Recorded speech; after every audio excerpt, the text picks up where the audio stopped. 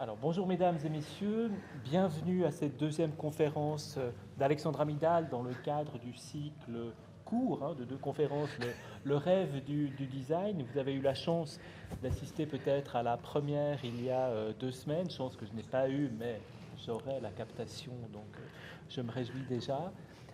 Donc pour ceux qui ne la connaissent pas, Alexandra Midal est historienne du design, elle est chercheuse, elle est commissaire d'exposition. Elle est également enseignante à la Haute École d'Art et de Design de Genève, la HED. Elle est commissaire d'exposition importante, reconnue. Elle est la directrice artistique de la Biennale de Ljubljana cette année, qui commencera au mois de novembre. Et donc on est ravis de l'avoir parmi nous pour inaugurer ce cycle important de conférences, de tables rondes que nous allons avoir jusqu'au début de l'année prochaine sur cette question qui nous interroge des archives du design roman, comment archiver, comment retracer l'histoire du design, comment retracer l'histoire des institutions muséales qui sont consacrées aux arts appliqués et au design, donc un peu finalement notre cœur de métier au MUDAC, mais sur laquelle on ne s'est jamais finalement arrêté. Et donc je pense que c'est le moment effectivement d'essayer de retracer cette histoire, de débuter cette recherche, et on est très content de débuter ce projet sur le long terme, puisque ça va nous prendre plusieurs années, avec Alexandra Midal qui a accepté de revenir un peu sur les fondamentaux de notre discipline avec la première et la seconde conférence qu'elle donne. Donc sans m'apesantir plus longuement, je vais tout de suite laisser la parole à Alexandra, et je me réjouis déjà de découvrir sa présentation. Merci Alexandra. Merci Marco. Merci pour l'accueil, merci d'avoir m'accueillir si gentiment, merci d'être revenu. Ça prouve que vous êtes incroyablement courageuse et courageux. Je suis ravie d'être là et je vais essayer d'être dans les temps pour que personne n'ait à partir avant, promis. Donc il est 21. C'était très sérieux la dernière fois et cette année, aujourd'hui, on va prendre des chemins de traverse qui vont peut-être un tout petit peu vous dérouter au départ, mais faites-moi confiance, à la fin, ça fera sens. Donc, je vais commencer avec cet homme-là, Phileas Taylor Barnum, pour vous parler de la question de l'exposition, du musée de design et de la collection, parce que c'est un peu ça qui nous occupe. Alors, on est très très loin du design roman, avec Barnum, qui est né le 5 juillet 1810 dans la petite communauté de Bethel, près de Danbury, dans le Connecticut, aux États-Unis. Il est l'aîné d'une famille modeste de 5 enfants et à ce titre, il doit fréquemment quitter l'école pour s'occuper des bêtes et des terres que possède son père. Ce dernier a plusieurs casquettes.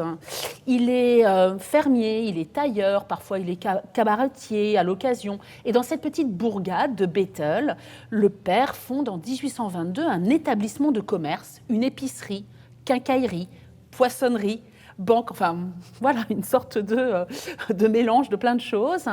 Et son fils va très vite délaisser ses études. Je suis contente que mes étudiantes et mes étudiants ne soient pas là aujourd'hui pour cette raison-là, parce que quand même... j'aurais pas l'air sérieuse sinon, pour venir l'épauler à la boutique. Et le jeune Phineas va se révéler particulièrement doué pour le commerce. Il va prendre à sa charge le rayon sucre d'orge, ça fait rêver les enfants, et les pâtisseries, des produits qui sont le plus souvent de sa fabrication. Tadam ! Le seul effet, vraiment effet. Après la mort de son père, en septembre 1825, Barnum part tenter sa chance aux États-Unis, à New York. Barnum trouve à s'employer chez un épicier et devient ensuite... c'est de tradition familiale, brasseur. Il rentre comme commis dans une des plus grandes tavernes de Brooklyn. Il aime également fréquenter les spectacles populaires, ça n'est pas sans importance, les montreurs d'animaux et le théâtre, surtout, ça l'intéresse. En 1841, toujours désargenté, le jeune homme qui a plus d'une corde à son arc et qui est très très habile, parvient à acheter le Scudder's American Museum, qui est situé à l'angle de Ann Street et de Broadway, dans un immeuble acheté très opportunément. On est vraiment dans le sud de Manhattan. Le musée entend produire un amusement pour toute la famille et apporter la connaissance sur un mode festif. Barnum invente ce terme, edutainment, qui est en fait la contraction, un néologisme mot-valise entre éducation et entertainment. J'y reviendrai à la fin. Spoiler. En 1942, il a son Barnum American Museum qui est inauguré. C'est une bâtisse imposante, comme vous pouvez le voir. Elle occupe un pâté de maison de 5 étages, orné de bannières publicitaires et de médaillons en couleur. Je vous montrerai une image en couleur, ce sera plus parlant, qui représente des animaux exotiques qui sont naturalisés. À l'intérieur, le musée en fait promet des merveilles, qu'il s'agisse de ce qu'il appelle des monstres, j'y reviendrai, ou d'inventions technologiques. C'est vraiment le précurseur de la publicité moderne, ce Barnum. Il va connaître vraiment assez rapidement le succès avec son musée, qui va présenter en plus des spectacles des dioramas. Il y a à peu près 850 000 objets à voir. Vous imaginez la quantité. C'est disposé sur le bâtiment dans son entier. Il organise, parce qu'il est malin comme pas possible, des concerts de free music qui sont donnés du balcon du musée. Et comme il est un peu aprogain, comme il est vraiment aprogain, il décide d'engager en toute connaissance de cause de très mauvais musiciens, car il souhaite fluidifier et accélérer la circulation des visiteurs et des visiteuses et les remplacer par d'autres qui paieront leur ticket, donc ça ira plus vite. Donc la musique est vraiment mauvaise. Ça chasse donc les visiteurs vers la sortie. Et à côté des attractions, Barnum propose aussi des choses comme des endroits pour se restaurer. À l'époque, c'est totalement magique, des crèmes glacées, il y a un bar à glace, une idée peut-être. Il met en œuvre la crème de la crème, sans jeu de mots, du bizarre, en l'entremelant à des expériences scientifiques de vulgarisation. C'est ce qu'on appelle, et c'est passé après dans le vocabulaire courant, la barnumisation. Ça s'appuie en fait sur un couplage entre le spectacle, la publicité et la muséographie, ainsi que son expansion labyrinthique dans des endroits tout à fait inattendus.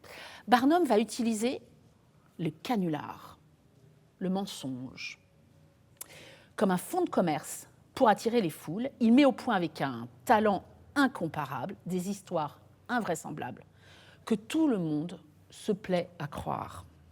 Il en est ainsi notamment de ce qu'il qualifie de monstre. C'est son terme, c'est le terme qu'on utilise à l'époque. Donc, vous allez être choqués par certaines choses. C'est très important de se rappeler qu'on est dans un autre contexte. Ça ne l'excuse pas pour autant, mais ça permet de comprendre.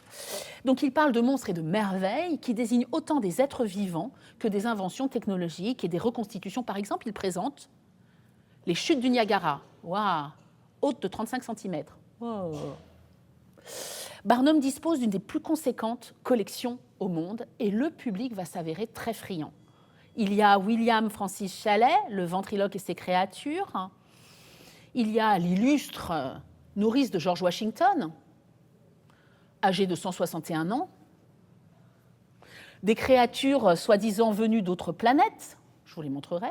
Des invraisemblables chaînons manquants entre les espèces. Des femmes à barbe, des hommes squelettes, des automates, des nains, des frères, des sœurs siamois.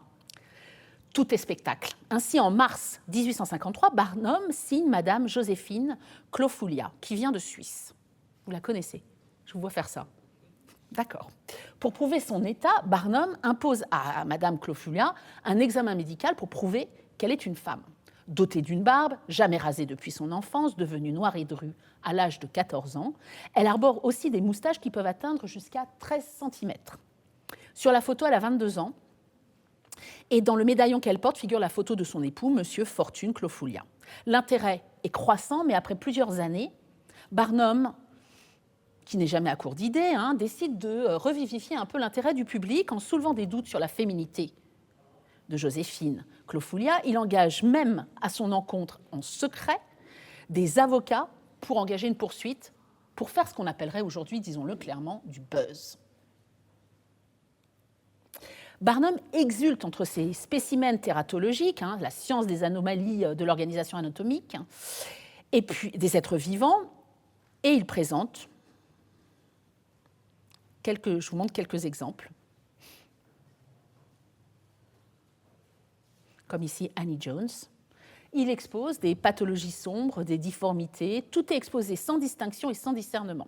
Alors pour ceux que ça choque vraiment, je vais avoir le culot quand même de dire, aujourd'hui, on voit bien dans l'espace public que toutes les personnes qui ne sont pas conformes ne sont plus visibles. Donc ça soulève des tas de questions aussi par rapport à notre rapport quotidien avec l'altérité. En attendant, chez lui, il n'y a pas de discernement.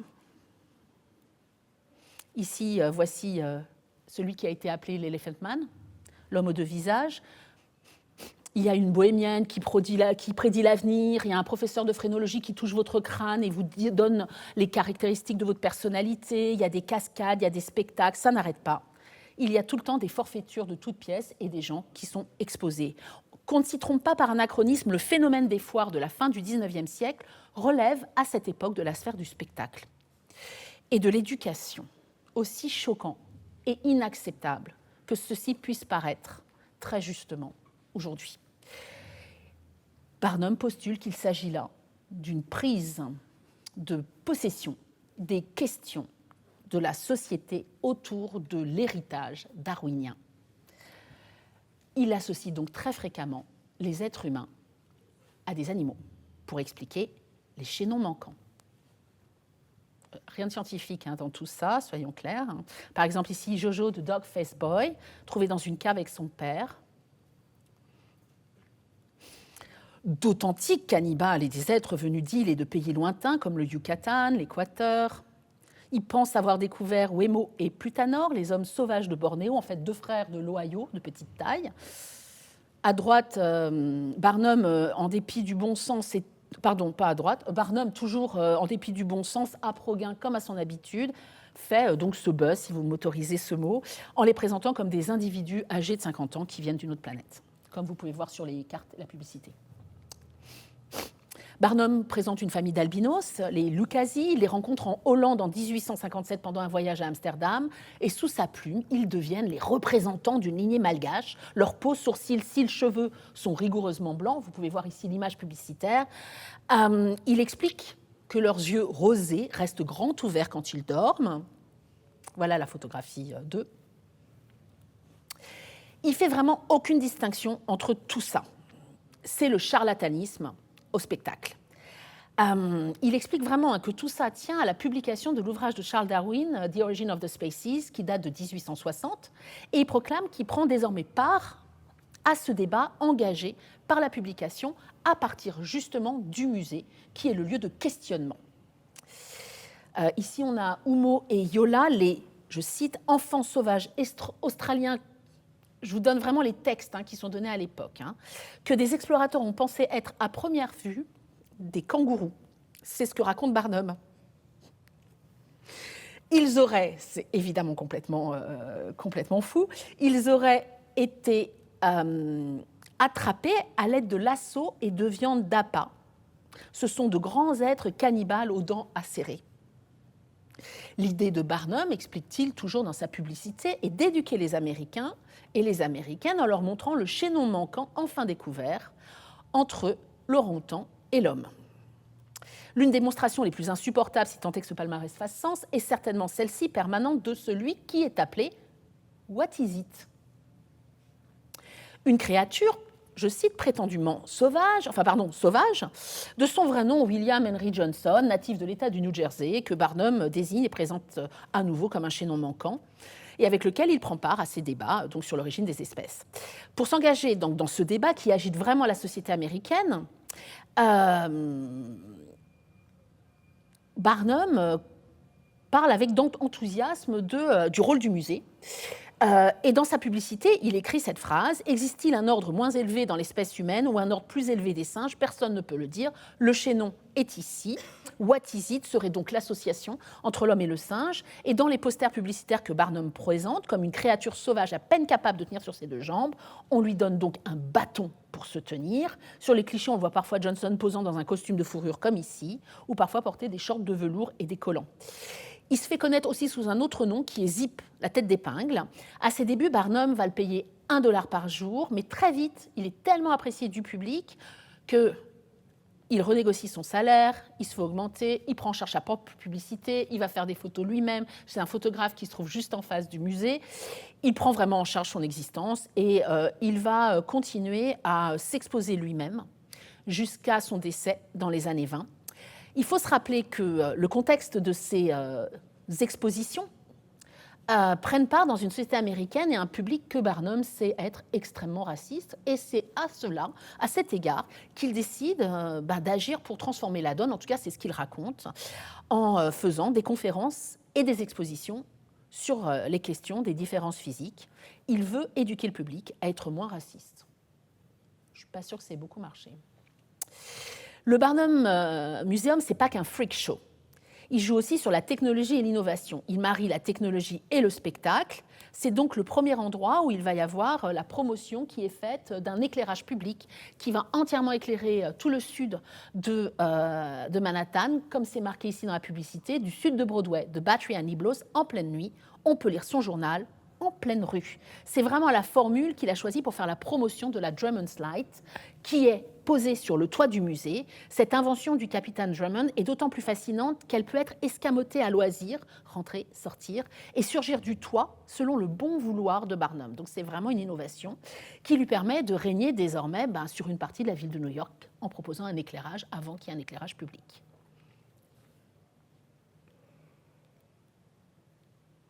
Sans doute le plus grand fait d'armes de Barnum tient à son audace immorale, de la mise en scène et du suspense. Il en est ainsi quand, par voie de presse, il annonce l'exposition à venir d'une sirène. La divinité mythologique qui fit si longtemps rêver les aventuriers, au moins depuis l'Odyssée. Elle aurait été, voilà la publicité et le dessin que fait faire Barnum, raconte-t-il, naturalisée, puis achetée à Calcutta en 1817, ramenée aux États-Unis par un capitaine de vaisseau, Samuel Barrett Eads de Boston, et après 20 ans d'oubli, un certain directeur de musée, un peu un concurrent, appelé Moses Campbell, l'aurait trouvée, aurait proposé à Barnum d'en assurer ensemble la promotion après l'avoir acquise. Très clairement, pour Barnum, vous en doutez, c'est le chaînon manquant entre les êtres humains et les poissons. À l'annonce de son exposition imminente, d'autres experts se réunissent pour débattre de l'existence des sirènes. Alors ça n'a pas grand-chose à voir, c'est la ville des sirènes aux États-Unis. La créature donc existe-t-elle vraiment? Ce qui importe vraiment, c'est ça, c'est le buzz. Donc la question n'est pas de montrer la créature, mais de poser des questions sur sa véracité. Est-ce qu'elle existe? Est-ce qu'elle est authentique? La question des conclusions n'importe absolument pas pour Barnum. Ce n'est pas un problème. Il voit dans la polémique grandissante l'occasion d'une réclame bon marché pour son musée. L'objet de la publicité n'est vraiment pas le sujet de ses préoccupations, car, je le cite, surpris par la taille et l'apparence de l'artefact, et voyant très certainement qu'il s'agit d'un faux dès le début, je vais vous montrer la véritable sirène, ou d'autres exemples, il en existait beaucoup. James Ensor, l'artiste, en possédait une aussi, il y en a une au British Museum. C'était vraiment, il y avait une mode des sirènes. Quand vous allez les voir, vous allez être surpris que ça ait pu marcher. Donc je ne vais pas vous faire plus attendre avant de vous présenter celle qu'il a dénommée la sirène des îles Fidji, la créature pour laquelle, dit-il publiquement, même, je cite, une observation pointilleuse ne laissait deviner l'artifice. Elle est exposée donc le 8 août 1842. Il fait appel à un acolyte, Levi Lyman, qu'il intronise en tant que docteur G. Griffin du London Lyceum of National History. Tout ça évidemment du boniment. Le pseudo Griffin va donner des séries de conférences qui vont voir augmenter exceptionnellement l'intérêt du public et le business du musée. La fièvre pour la sirène s'empare de tout New York, des États-Unis, en moins d'un mois, et elle se poursuit. La sirène va voyager et attirer les foules jusqu'à ce qu'elle atteigne, je ne sais pas pourquoi, il se passe quelque chose en Caroline du Sud. Là, le public remarque la supercherie et fait part de son irritation, c'est le moins. Loin de l'ensorcellement que redoutaient les héros de l'Antiquité, le public, au lieu d'admirer l'incroyable beauté décrite dans tous les journaux, depuis des semaines, découvre à sa plus grande stupeur une, je cite, et ça c'est les mots dans ses mémoires de Barnum, une chose desséchée, noirâtre et immonde qui semblait, et Barnum en convient, être morte dans une atroce agonie. C'est passé pour une sirène quand même. La chose, puisqu'il l'appelle comme ça, recouverte de longs poils drus et noirs, est immédiatement renvoyée à Barnum. Il l'entrepose pendant plusieurs années dans les réserves du musée. Et même si Barnum s'est ouvert par la suite publiquement sur la réalisation plutôt passable de l'artefact, elle a fait sa notoriété, sa fortune. La sirène a rapporté 3 fois plus d'argent au musée qu'avant son exposition. Barnum a mis au point une grossière supercherie dont le rôle principal est tenu par une œuvre de fiction. Aucun doute cependant sur Barnum et sa position. Toujours dans ses mémoires, il dit « Si ce n'était une vraie sirène, c'était l'ouvrage le plus intelligent que personne n'a jamais eu l'occasion de voir, une couture ingénieuse d'un gros corps de poisson et d'une queue de poisson, d'une tête, d'épaules, de bras et des seins plutôt tombants d'une femelle orang-outan ou d'une tête de babouin. » C'est ce qui consigne dans ses mémoires. Pour autant, Barnum n'échappe pas complètement à la loi morale. Ça, c'est un clin d'œil spécial Scott.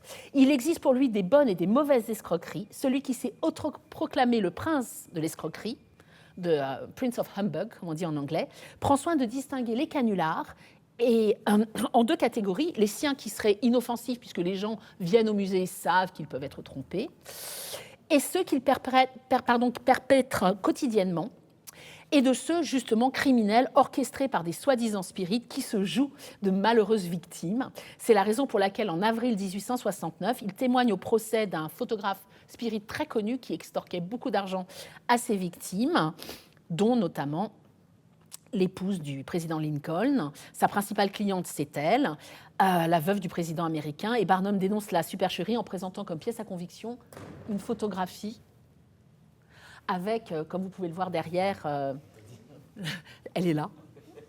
Lincoln est là. Un portrait photographique dont de lui et du fantôme de Lincoln en arrière-plan.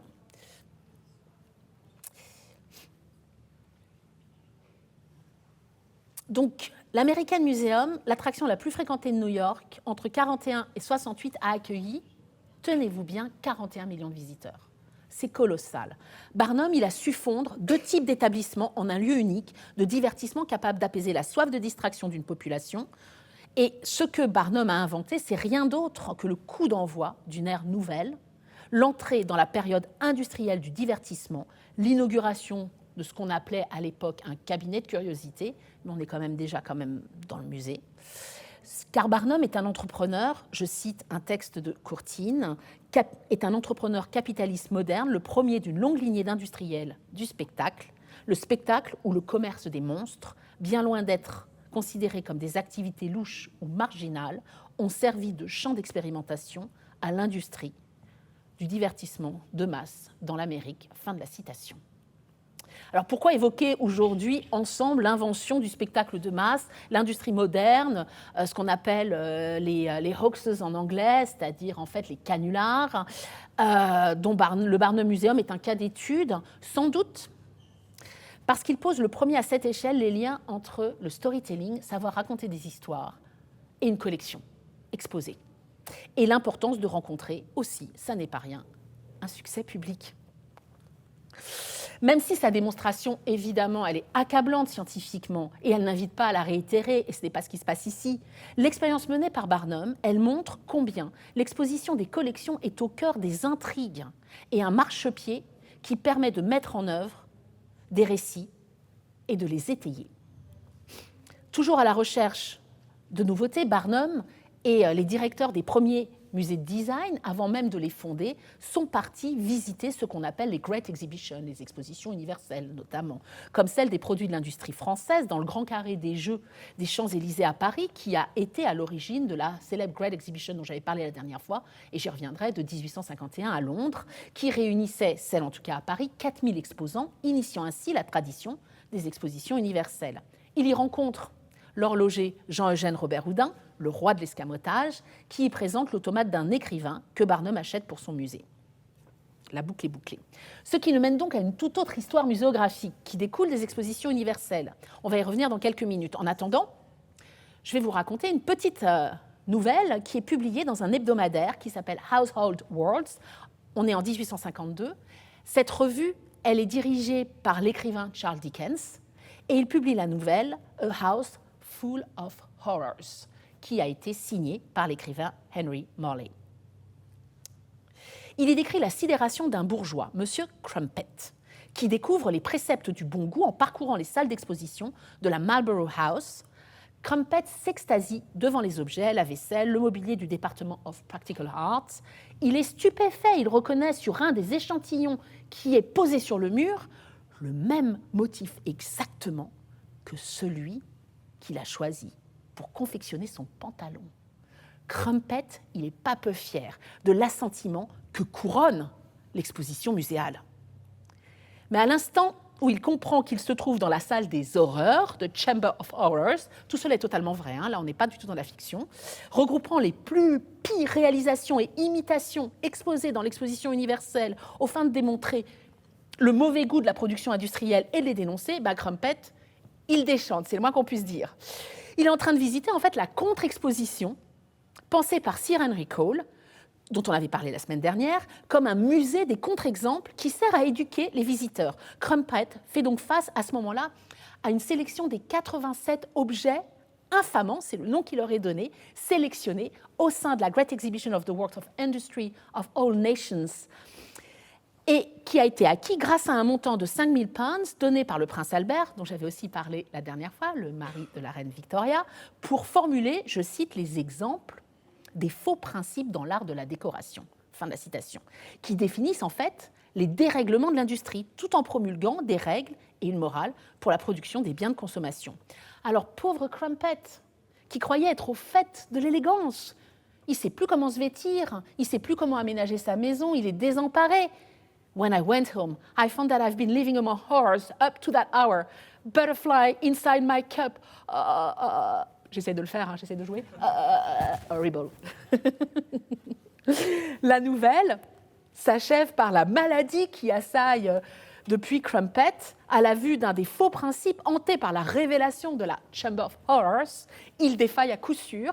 On comprend que la satire de Morley s'amuse de la difficulté des Britanniques à déceler dans le design l'expression d'une authenticité de la production industrielle et des leçons de morale infligées par Cole. La création de ce musée, la Marlborough House, a répondu à l'immense succès public de l'exposition universelle dont Cole a été aussi l'investigateur. Donc c'est une autocritique sur les résultats de quelque chose qu'il a initié préalablement. Elle avait compté 800 visiteurs par jour, 6 359 entre le 27 février 1852 et le 6 janvier 1853. 6 000 visiteurs, ouais, c'est peut-être ce qu'on aura à Ljubljana, hein. J'espère un peu plus. Située au cœur de Londres, l'exposition réunit des innovations qui associent art, sciences, industrie et qui concentrent la créativité de quelques 14 000 exposants, venus de plus de 40 pays, pour la plupart industrialisés. Son objectif consiste à présenter un état de l'art industriel mondial pour établir une nouvelle ère basée sur le commerce international et l'expansion du savoir. Les deux sont toujours liés. Le prince Albert y voit l'accomplissement de l'humanité aux machines d'alléger le travail, j'en avais un petit peu parlé la dernière fois, de multiplier les richesses et d'améliorer le niveau de vie de chacun. Le commerce des biens promet paix et fraternité entre les nations. On a vu la dernière fois combien cette promesse était vaine, mais il est important d'y revenir. Parce que tandis que les organisateurs s'attendent au couronnement du progrès industriel, dans les faits, la production exposée, elle ne plaide pas du tout en faveur de la mécanisation. Je vous donne des exemples. Les produits standardisés ne sont pas forcément du meilleur goût, ils sont ostentatoires, ils glorifient l'imitation de l'antique. No comment. Le constat est sans appel. L'industrie, pour Cole, manque des principes directifs nécessaires à la conduite de cette modernité. Pire, elle assujettit les individus d'une manière épouvantable, comme ici des enfants que je vous montrais avant qui travaillent à pas d'âge dans des usines ou des jeunes filles harnachées au sein des mines, parce qu'on en a besoin pour faire fonctionner les usines. Bien que les fabricants en conviennent, ils considèrent que goût et commerce sont deux données inconciliables, différents, et ils les résument par la formule suivante. Vous allez voir, la messe est dite. Le meilleur, c'est ce qui se vend le mieux.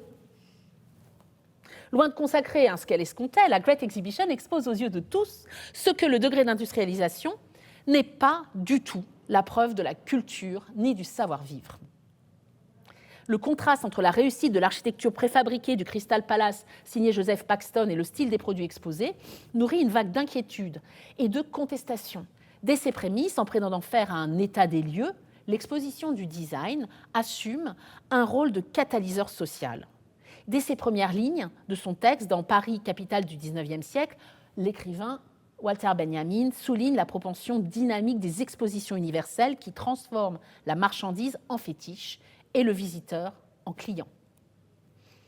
Je cite, « Les expositions universelles sont les centres de pèlerinage de la marchandise fétiche. L'Europe s'est déplacée pour voir des marchandises, dit-elle en 1855.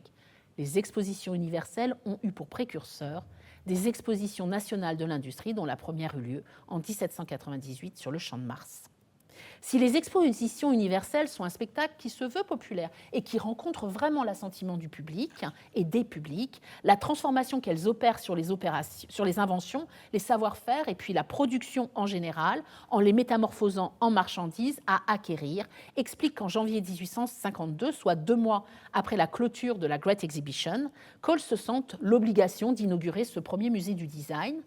Il le conçoit selon le modèle inédit d'une éducation visuelle par l'exemple. Ça a toujours été son credo. La revue qu'il tenait avec Richard Redgrave, Journal of Design and Manufacture, dont je parlais la dernière fois, fonctionnait par une comparaison visuelle. Cependant, face à ce scénario d'exposition bien pensé sur le papier, on a vu, les réponses du public sont contrastées.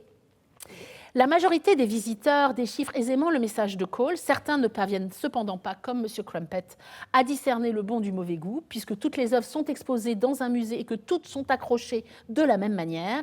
Pire, il y a des visiteurs qui confondent bon et mauvais goût, une pièce pour une autre. On raconte même que parmi eux, certains, comprenant parfaitement la démonstration, prennent conscience de leur goût, qui serait abominable, et qu'à l'instar de notre pauvre monsieur Crumpet, ils sont si décontenancés qu'ils ne savent que faire et n'osent pas plus sortir que recevoir. Parce qu'on raconte dans l'histoire que quand il a découvert quand même cette horreur, eh bien, il ne veut plus sortir de chez lui, évidemment.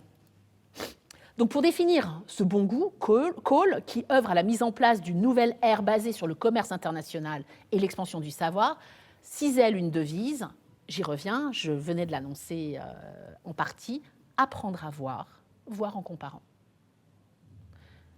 Et il inaugure ainsi le format de l'exposition de design en établissement des lois visuelles qui produisent des effets éducatifs et saisissants.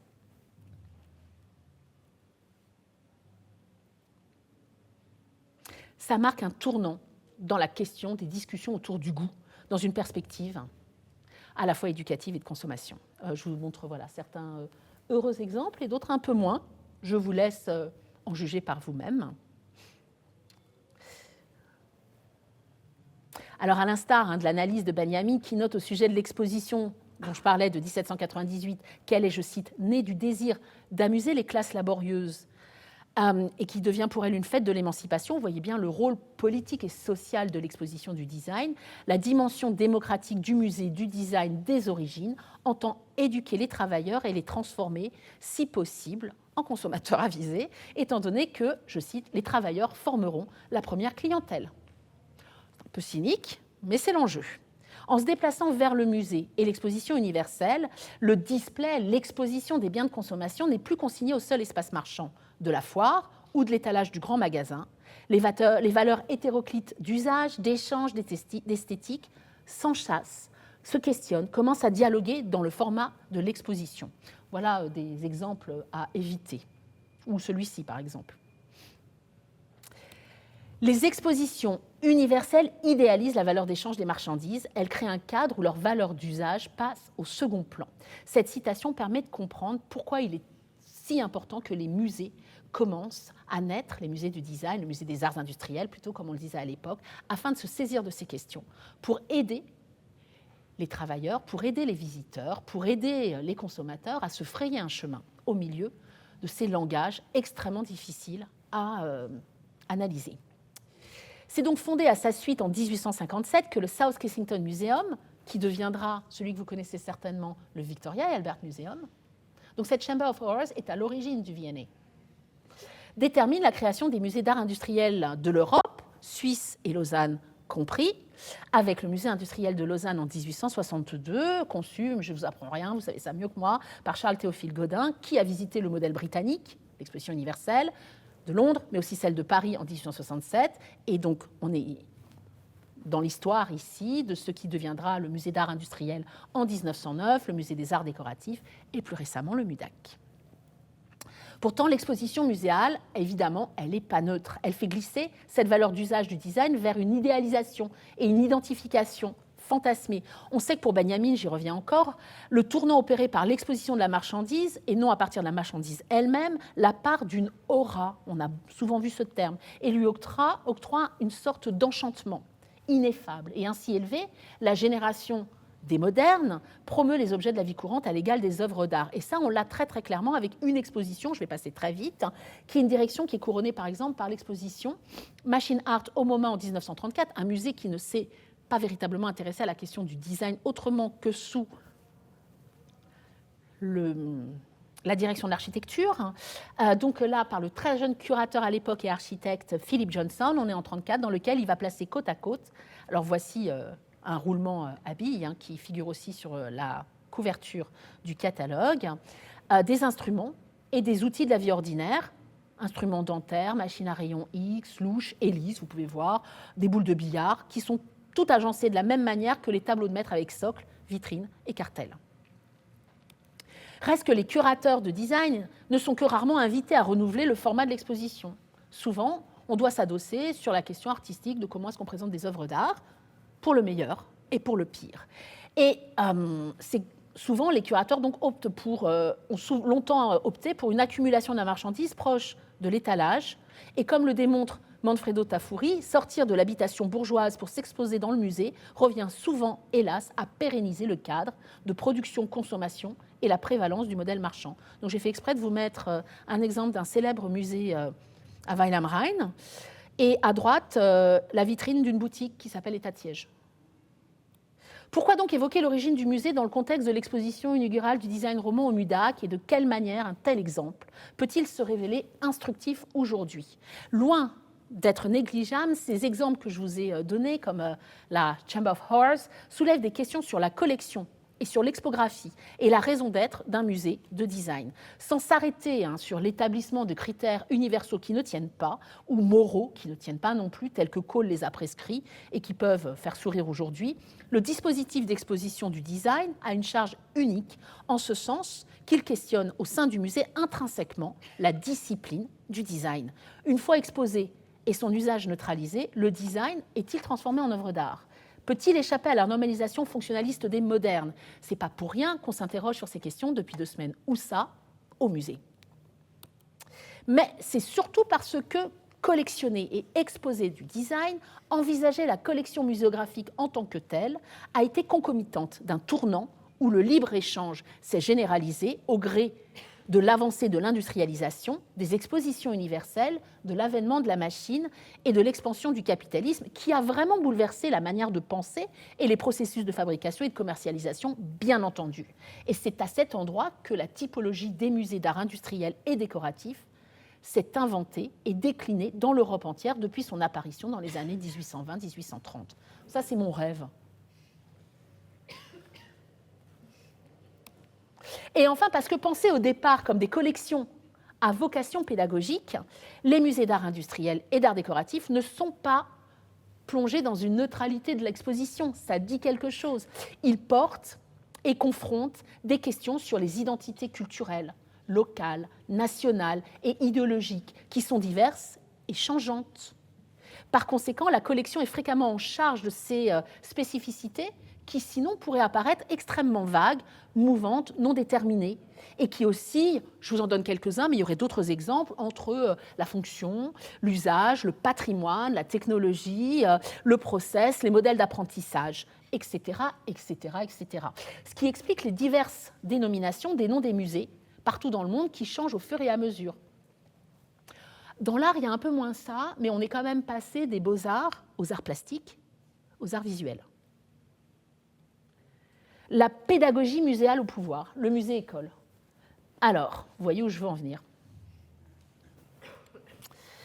Ainsi, comme maintenant vous le savez certainement, en Suisse, en 1882, suite à une enquête sur l'état des industries, une enquête qui a été diligentée pour savoir, je cite, « s'il serait possible de contribuer à leur relèvement », parce qu'ils trouvaient que la confrontation avec d'autres pays, d'autres musées, d'autres collections était consternante pour nous.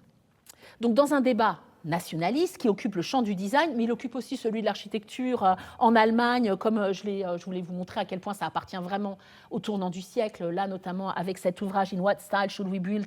qui est un débat allemand sur la question du style et ses spécificités locales, nationales et internationales des objets à l'ère de la standardisation. En Suisse donc, les résultats de l'enquête s'accordent pour démontrer les carences de l'enseignement professionnel et motive l'adoption d'un arrêté fédéral concernant l'enseignement professionnel.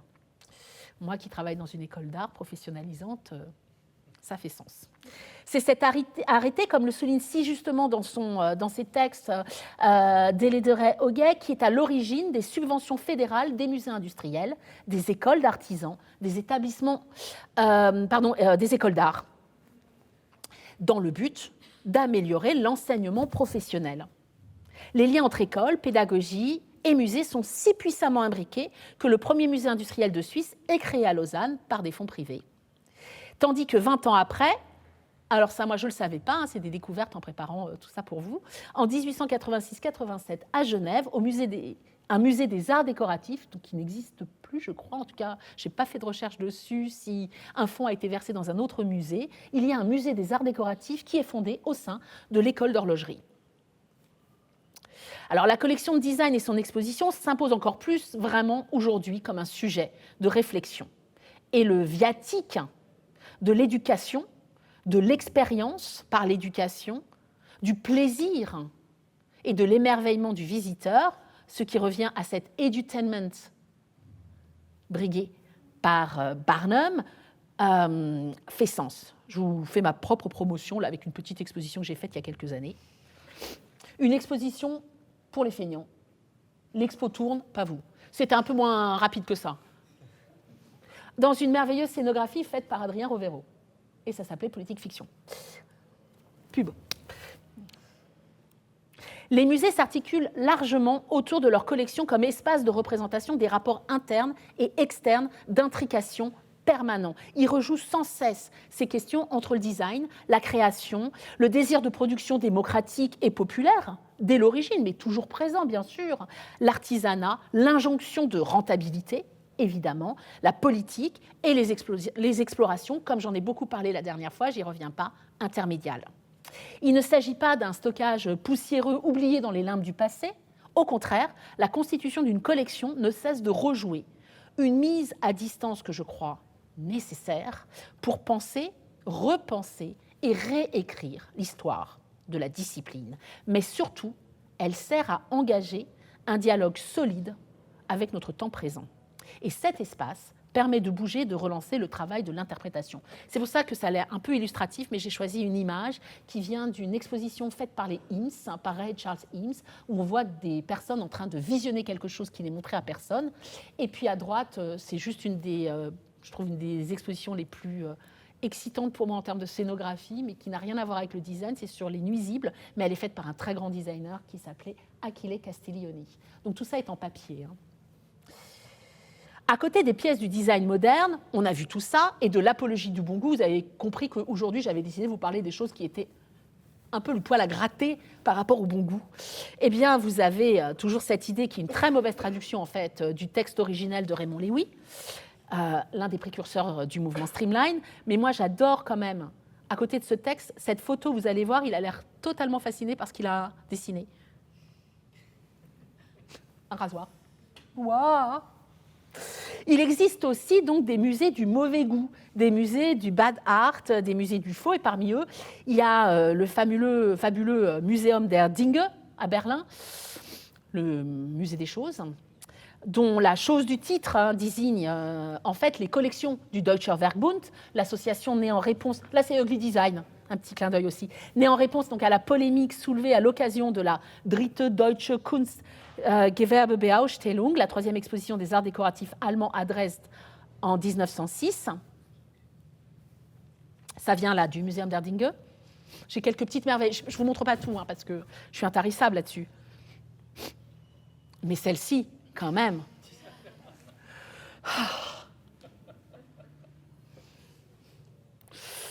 Juste pour la petite histoire quand même, c'est quoi ce Deutscher Werkbund? Il est fondé le 6 octobre 1907 par 12 industriels, artistes, designers, architectes et marchands. C'est une association qui entend favoriser l'émergence d'une production fondée sur un échange équilibré entre industriels et ces artistes et designers. Elle est entraînée en fait par le philosophe Hermann Muthesius, qui est allé espionner William Morris, dont on a parlé la dernière fois. On a dit que c'était un espion envoyé par la Prusse. On ne sait pas.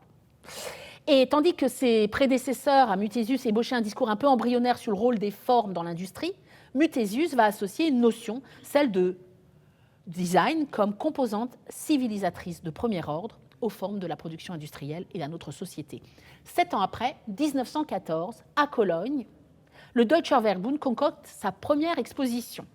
Pour l'occasion, Muthesius, toujours lui, rédige un texte introductif au nom de l'association, sans en parler aux autres membres de l'association. Il lance un appel à l'intention des industriels afin qu'ils considèrent l'urgence de standardiser les produits et les biens. Cependant, ils ne sont pas au courant, ils ne sont pas du tout d'accord. Il y a Henri van de Velde, Bruno Taut, Paul Scherbart, Walter Gropius et d'autres membres qui se rangent à un avis totalement opposé et qui défendent l'idée selon laquelle l'artiste est le seul maître des objets utiles. Van de Velde défend mordicus la suprématie de l'artiste et sa liberté à produire des objets qui ne doivent, dans cette perspective, ne répondre qu'à l'impérieuse nécessité de valoriser l'individualité de son auteur. J'espère que ça ne vous choque pas trop. Si j'avais d'autres, je me suis dit que je n'avais pas trop en mettre quand même, sur le sexisme du Muséum d'Erdinge ou sur le rapport à la foi. Je touche tout ce qu'il ne faut pas toucher aujourd'hui. Mais en fait, si on pense que Van de Velde était complètement à côté de la plaque avec Gropius et Bruno Taut et que Muthesius avait raison de faire valoir l'importance de la production industrielle, en fait, dans le contexte de la République de Weimar, il faut noter que Van de Velde, il ne s'oppose pas tant au standard, au Typisierung qui vient d'être inventé, qu'il ne le croit pas viable en l'état. Je vous rappelle l'inflation pendant la République de Weimar, le désintérêt des industries à produire des biens. Dans les faits, c'est lui qui a raison, même si ça paraît être un langage qui replace l'art au sommet de la hiérarchie. Le niveau et la qualité de l'industrialisation de la nation allemande est à cette époque piètre, voire médiocre. Et comme Henry Cole l'avait déjà montré avec la réalisation de la première Great Exhibition à Londres en 1851, le mauvais goût se déploie volontiers, autant avec et grâce à la standardisation que dans les expressions individuelles, comme l'artisanat et le do-it-yourself. Alors le musée a changé d'adresse, il réouvre le 8 novembre dans une nouvelle adresse à Berlin. Moi, je vais me précipiter pour y aller, parce qu'en général, c'est quand même incroyable. Mais ça n'appartient pas qu'au passé ni qu'au musée d'autres pays. Je suis quand même allée assez vite, mais j'ai quand même trouvé celui-là. Le Henker Museum, en Suisse. Non, une collection d'objets de torture. Bon, ce n'est pas le seul pays où il y en a, j'en trouve partout. Ou bien il y a encore le Stemler Museum, je ne sais pas si certains l'ont vu, un musée consacré à la taxidermie, fondé par Karl Stemmer. Bon, toutes les collections ne se valent pas. Ça, c'était pour la Suisse, mais il y en a plein d'autres. Mais j'ai eu un petit coup de cœur quand même pour le musée de la grenouille. Ah tu connais. Moi, je ne connaissais pas. Et alors, j'ai trouvé ça assez bien, parce qu'on est quand même à l'école, là. C'est sur leur site. Je n'ai pas encore eu la chance d'y aller. Je l'ai juste découvert, là, en préparant cette communication aujourd'hui. Alors, revenons à quand même des choses un peu plus sérieuses, quoique. Pour finir, je voudrais revenir exactement à la situation dans laquelle nous nous trouvons aujourd'hui, dans le musée, ici, dans l'exposition, ce qui est assez génial parce que souvent, les enjeux théoriques, les questions d'histoire, on les met dans un amphi, dans un auditoire, qui n'a absolument rien à voir avec le lieu dans lequel on se trouve. Moi, je tiens à dire que ça, je trouve que c'est super bien. On est dans les œuvres, on est vraiment dans le musée, on n'est pas dans une pièce à côté, même si ça peut être très important d'avoir des auditoires pour certaines occasions. Mais là, je trouve que ça fait vraiment sens. Nous sommes des œuvres d'art. Donc, si on est ici justement dans cet endroit en train de réfléchir à l'identité du design, à la collection du design et à la transmission du savoir pour faire valoir cette dernière, je suis convaincue que le design et que le musée du design est essentiel à cet effet. Je laisserai donc le mot de la fin encore à cette chercheuse, Isaline Deledere-Auguet, que j'ai citée tout à l'heure, qui a fait, je crois, sa thèse de doctorat à Neuchâtel. Il faut, et dont j'ai montré un livre à côté de celui sur les musées de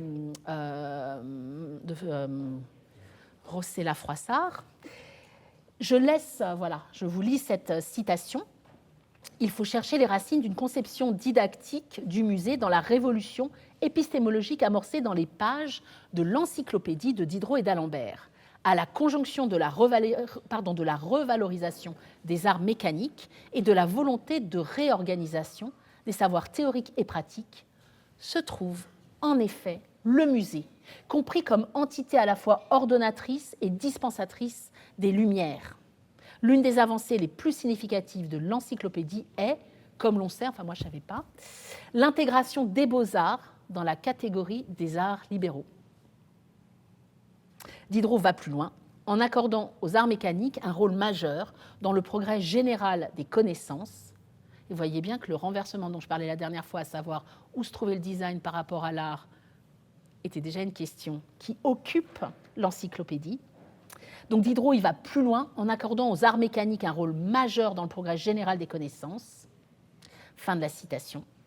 Plus encore que les racines d'une conception didactique, je postule et je défends l'idée que ce tricotage entre savoir et collection s'impose dans le contexte actuel comme un axe absolument essentiel des musées de design et que c'est rarement le cas. Je salue encore plus ce qui se passe ici. Oh, pardon, ouais. Bah ouais. Chacun ses héros.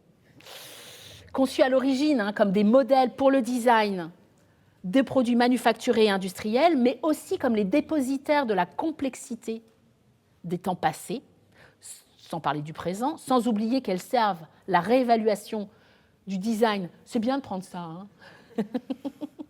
Du design du présent.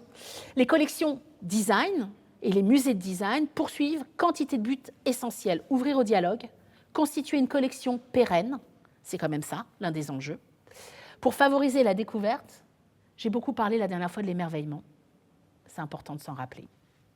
Pour perfectionner aussi et questionner les designs plutôt que le design, là aussi j'en ai beaucoup plus parlé la dernière fois.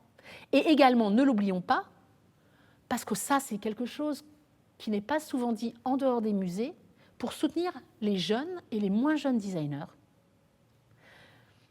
Parce que le design hors de l'industrie et des copyrights quand même assez peu élevés, la production qui n'est pas mainstream, eh bien en fait, c'est important de soutenir une création nationale, locale, qui sans ça s'épuiserait très vite. Et puis il s'agit aussi de stimuler autant la pratique de la critique et de la théorie que la production dans un échange où les enjeux économiques se révèlent être intimement liés aux missions pédagogiques et à la transmission des savoirs. Je l'aurais beaucoup répété, pardonnez-moi. Le musée est donc un espace d'organisation et de production de ces savoirs, ou plus précisément, si vous permettez d'y revenir, comme je l'ai fait au début et à une autre reprise, revenons à Phileas Barnum, à ce lieu mental d'edutainment si précieux pour nos temps modernes. Et comme votre présence le prouve aujourd'hui, je pense que vous en serez d'accord. En tout cas, je le suppose.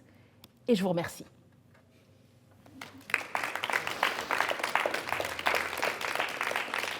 Et donc là, on a 9 minutes pour les questions. J'ai un peu plus assuré le timing, hein.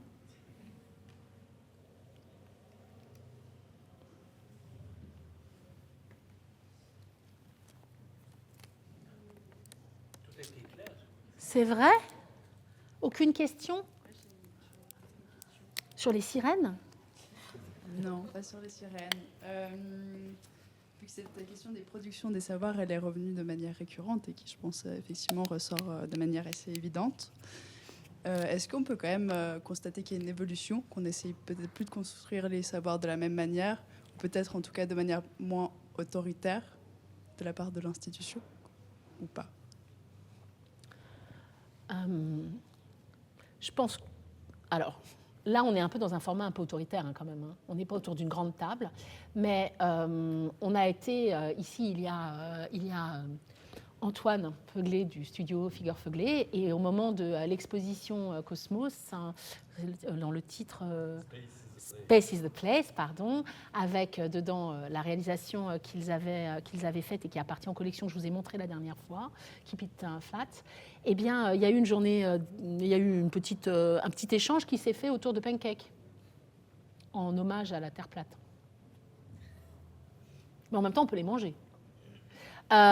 C'était un petit truc, mais parce que ça montre bien aussi comment des jeunes générations s'intéressent à ne pas rester dans un rapport d'autorité, que là j'assume, même si on est à la même hauteur, on n'est quand même pas au même endroit, une table ronde serait à mon avis vraiment bien, parce que ça vous engagerait plus à me poser des questions ou à m'interrompre, ce qui n'est pas un problème en ce qui me concerne.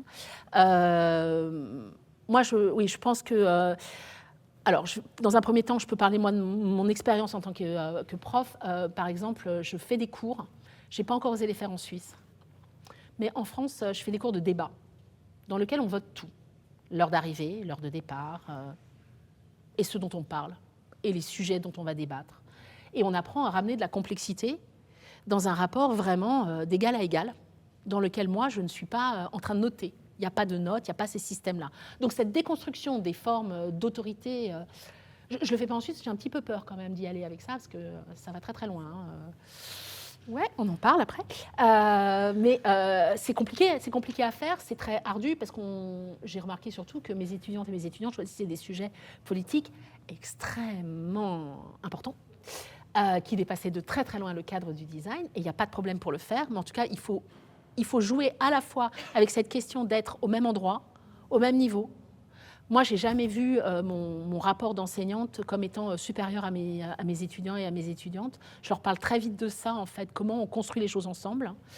Et puis, il faut le dire aussi, hein, pour les notes, et après je passe au musée, mais pour les notes qu'on donne dans une école professionnalisante de design, racontez pas ça à ma directrice quand elle reviendra dans quelques semaines, on ne donne pas des diplômes de chirurgien du cœur, quoi.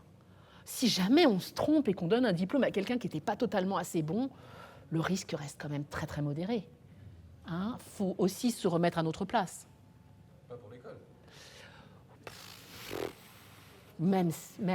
Tout ça pour dire, c'est pas pourtant qu'on ne fait pas son travail sérieusement, mais pour dire que l'autorité, elle n'est pas placée à cet endroit-là comme ça pourrait être dans le droit ou l'économie ou la santé. Ça nous aide un peu plus à être plus audacieux, je dirais, sur la manière de rencontrer. Alors maintenant, dans le cadre d'un musée, je crois que ce que vous essayez de faire montre exactement un type de changement. Pour l'instant, moi, les seules choses que j'avais vraiment connues, c'était le système du MoMA il y a quelques années, mais c'était des conférences à l'heure du déjeuner. Vous pouviez venir avec votre sandwich, mais malgré tout, ça restait vraiment incroyablement lié. La question de on est dans le champ du design. La question de la position physique, la manière dont on est assis, dit grandement quelque chose sur les rapports de pouvoir.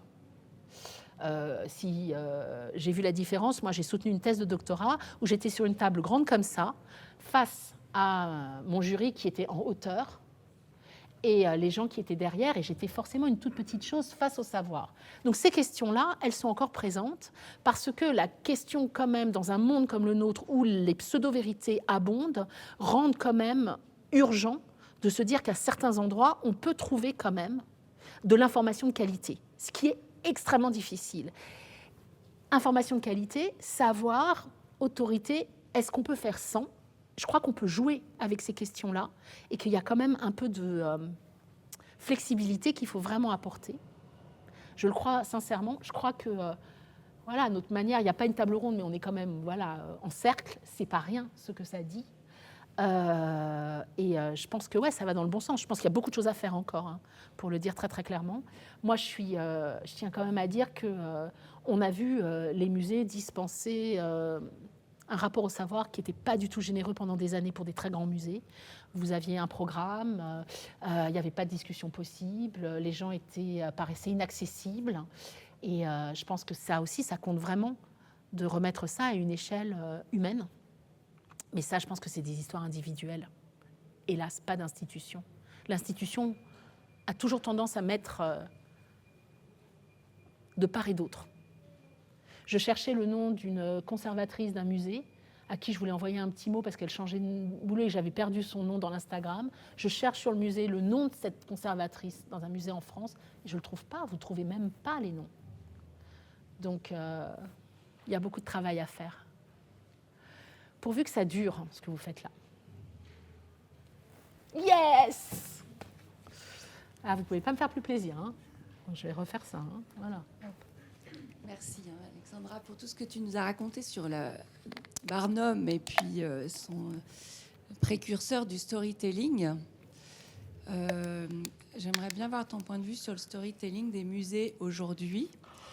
Dans un monde de storytelling débridé, décloisonné, la parole est à tout le monde.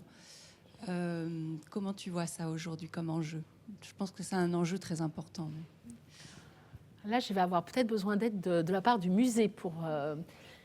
La première chose que je dirais par rapport au storytelling, moi, je l'ai présenté de la dernière fois du point de vue des designers. Ça me paraît être... et des curateurs.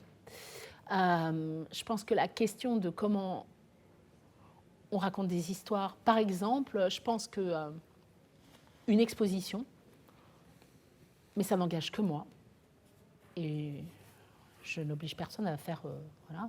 Une exposition, pour moi, doit être un endroit où il y a un revirement, il y a un twist, il y a quelque chose qui se passe, plutôt que... Moi, je suis très, très fatiguée des expositions, par exemple, qui, comme on a pu les voir beaucoup, comme on peut les voir dans certains musées, dans lesquels, ou là, la Biennale dont je m'occupe, ils voulaient absolument faire ça au départ, et j'ai dit jamais de la vie, où en fait, on a l'impression qu'on a un catalogue qui est mis au mur. C'est-à-dire qu'il y a des explications qui font 5 pages. Si on ne lit pas, on a l'impression qu'on n'a pas compris. Ça, c'est typique des musées du design, alors que les musées d'art, ils s'en fichent complètement. Vous avez fait tomber quelque chose.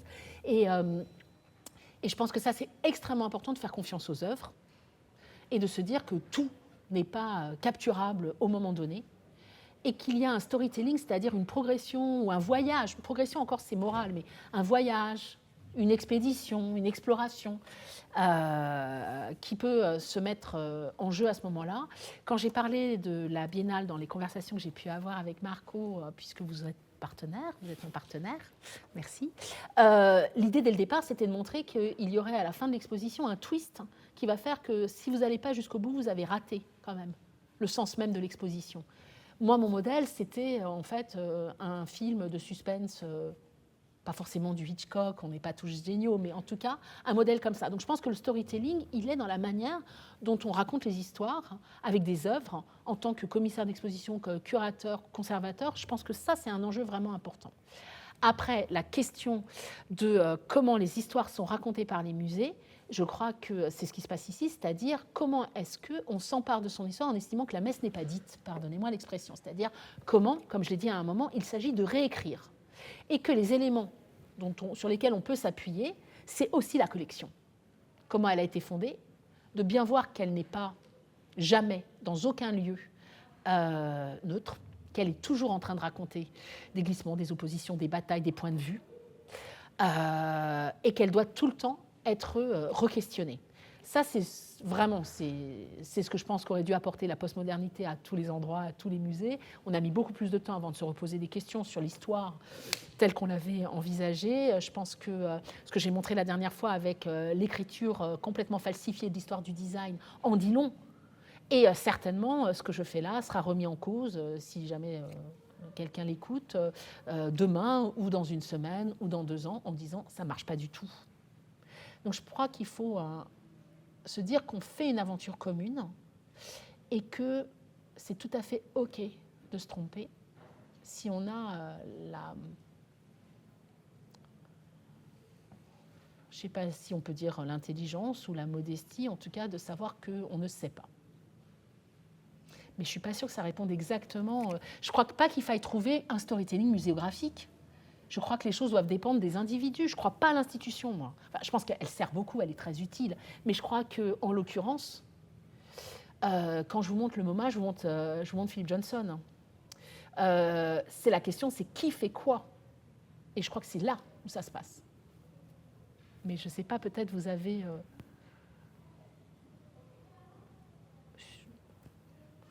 Heureusement qu'il y a des institutions. Ah, je n'ai pas dit le contraire, hein. Je suis aussi resté un peu bloqué sur les images du Barnum, quand même, le lien avec le design. Je bloque un petit peu là-dessus, quand même, parce que c'est... Bien sûr. C'est des images qui sont du voyeurisme, qui sont... Enfin, je sais pas, j'ai de la peine à le lier avec... on est plus proche des dérives d'Instagram que j'espère du design. Oui, alors, j'ai passé moins de temps à parler des innovations parce qu'on n'a pas d'image sur ces chutes du Niagara, la lumière au sommet. Mais en fait, il y a énormément d'inventions technologiques qui sont présentées. J'en ai parlé, mais je ne les ai pas montrées, vous avez raison. Alors, je ne voudrais vraiment pas, j'espère avoir été quand même claire sur le côté voyeuriste, effectivement. Mais parce que ce que je veux montrer, c'est à quel point, en fait, on a tendance à penser l'origine du musée de design par rapport au cabinet de curiosité, qui est l'idée d'un bon goût, de Tristan Tzara, voilà, d'un collectionneur qui va présenter des objets qui viennent d'endroits différents et d'époques différentes. Ça a tout son intérêt. Mais moi, je voulais un peu déconstruire ça. Et je me suis dit, ce qui est intéressant avec Barnum, c'est, même si c'est extrêmement problématique, je le savais, je me suis dit jusqu'au dernier moment dans le train tout à l'heure, est-ce que j'y vais ou est-ce que j'y vais pas, ou est-ce que je fais mon petit truc un peu classique à partir de l'exposition universelle, et puis là tout est propre. Mais je crois d'abord que le point essentiel qu'apporte Barnum par rapport au sujet, c'est la question du storytelling, justement. C'est-à-dire que, alors évidemment, on est dans le faux, mais les grands musées de paléontologie, ils montrent ce que sont des corps faits avec 3 têtes, des minotaures, etc. C'est n'importe quoi, on y revient constamment. On voit bien que les musées scientifiques aussi ne cessent constamment de se rendre compte que, eh bien, il y a des égarements, c'est le moins qu'on puisse dire. J'aurais pu faire, en fait, j'aurais pu prendre un musée d'histoire naturelle et vous montrer des choses hallucinantes aussi. Alors, j'ai choisi Barnum vraiment, parce qu'il y a un vrai succès public et que ça m'intéressait de démanteler la question de la course aux chiffres qui habite tellement de musées aujourd'hui, mais aussi parce que je lui voue quand même, je reconnais, une forme d'admiration par rapport à cette question de l'edutainment. Parce que je crois qu'il y a quelque chose qui fait que... Alors d'abord, ces sujets-là, on ne veut plus tellement en parler aujourd'hui pour des raisons tout à fait légitimes, mais je pense qu'il y a un problème à ne pas soulever un certain nombre de choses très graves et très problématiques de notre histoire. De colonisation, qui sont insultantes pour la pensée. Je l'ai dit, mais est-ce que si je les enterre, j'ai raison? C'est une vraie question que je me pose. J'ai arrêté de faire ça en cours, par exemple, à la Edge. Je ne parle plus de Barnum, il y a une quinzaine d'années, je pouvais en parler. Je ne le fais plus aujourd'hui. Mais là, on n'est pas dans un contexte d'école. Et je me suis dit, c'est drôlement important parce que... Alors là, je vais très très loin, mais votre question, elle m'engage à ça. Parce que, et je reviens sur les cours de débat que je fais, ils posent la question de comment est-ce qu'on fait face à l'adversité. Si vous parlez des réseaux sociaux, on a tendance à se débarrasser très vite des gens qui ne pensent pas comme nous. Je pense que vous en serez d'accord. Et donc, la contradiction, elle ne fait plus partie des échanges. Pardon ? On peut dire ça. On peut dire en tout cas, ce qui est clair, c'est que affronter ce qui nous déplaît, je n'ai pas dit que c'était un sport pour tout le monde, je n'ai pas dit que tout le monde devrait le faire, je ne donne aucune leçon de morale là-dessus, mais en tout cas, moi je pense que je suis hyper déçue, enfin je me sens vraiment mal que vous ayez dit voyeuriste parce que je ne voulais vraiment pas qu'il y ait ça, et ça m'embête. Il faudrait que je trouve une meilleure manière de le faire alors, et je vous prie de m'en excuser vraiment très sincèrement. Mais je pense que je veux montrer comment la pensée, elle se déploie, et comment elle s'est faite. Et mettre ça sous le tapis, c'est complètement oblitérer, il me semble, une partie fondamentale. Mais on a un exemple. Il y a eu un film Hollywood, un film de l'industrie du cinéma qui est sorti sur Barnum il y a 5 ans, 6 ans. Je ne sais plus quel est le titre, une comédie musicale, où tout était genre, ouais, super fun et super beau et il n'y a pas de problème. Alors évidemment, j'arrive là et je parle, ce qui n'a pas été le cas ici, mais moi je parle de... j'ai écrit un livre sur les relations entre le design et un tueur en série. Je vais du côté, oui, où ça gratte. Je vais du côté des choses qui sont... j'ai cité la dernière fois ce texte absolument fondamental pour moi de Wilhelm Flusser où il parle de la ruse, de la perfidie pour définir ce qu'est la pratique du designer.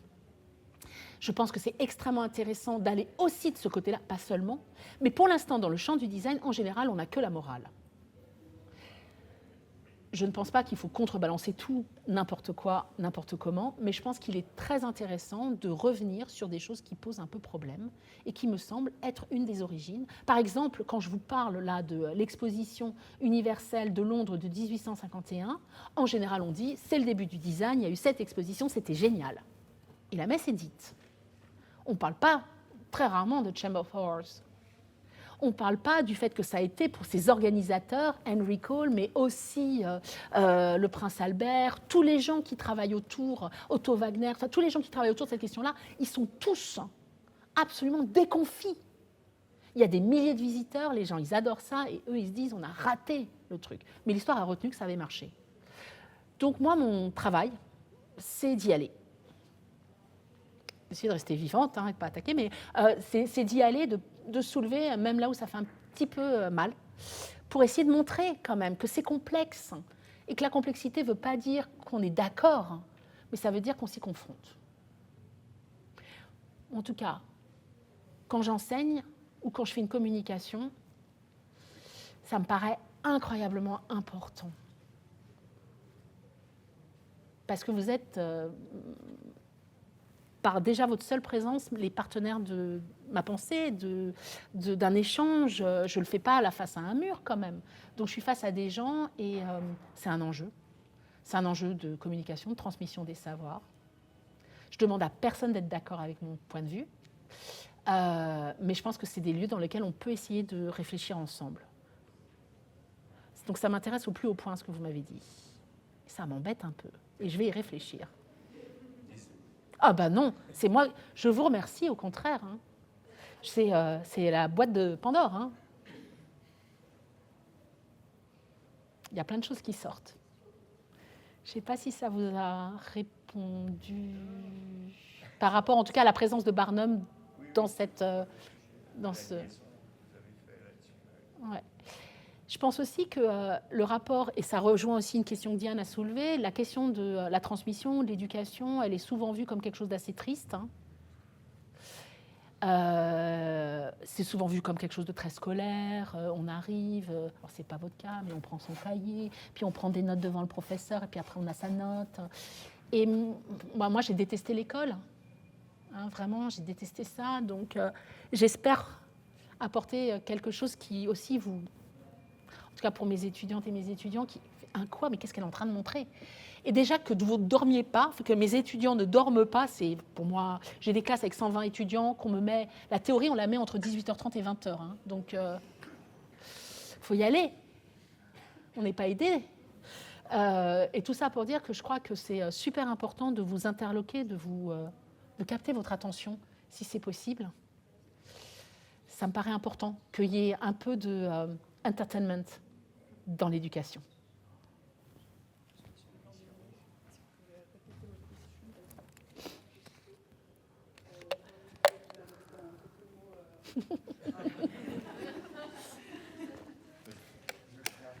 Ouais, c'est dur, c'est dur. Hein.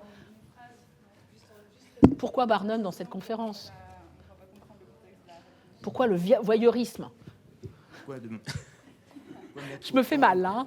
Autant d'images de Barnum et surtout de ces anomalies médicales ou humaines surtout, en lien avec le design, alors qu'il y avait tout un aspect technique qui à première vue est plus lié à ce dont on parle. Et ça fait plus penser à des dérives liées à Instagram, par exemple, ou tout ce qu'on peut voir maintenant sur un peu le côté voyeurisme et un petit peu malsain quand même.